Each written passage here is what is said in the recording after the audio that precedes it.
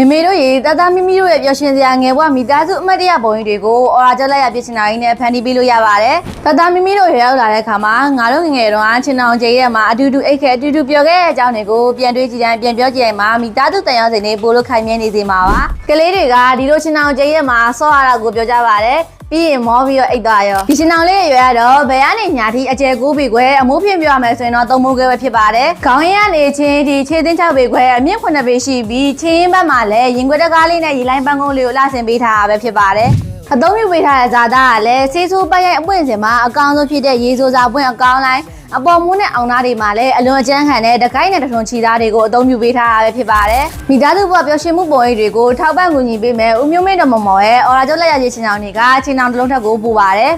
ချင်းအောင်လေးရဲ့ဈေးနှုန်းကတော့3,8500ကျပ်ပဲဖြစ်ပါတယ်ဆက်သွယ်မာကြီးတို့ဘာက399258 300 39ခွန်ရှိ58 600တို့ကိုဖုန်းဆက်ဖြစ်စေဘိုင်ဘာကစာပိုးရေးဖြစ်စေဆက်သွယ်မာယူနိုင်တယ်လို့ Facebook Messenger နဲ့ TikTok CB တို့မှာလည်းသိလို့ရမြင်မြန်ဝယ်နိုင်ပါတယ်ဝယ်သူပြောမှာရောင်းသူပြောတာဦးမျိုးမင်းတော်မော်မော်ဇာချင်းအောင်အော်ရာကျော်ပါ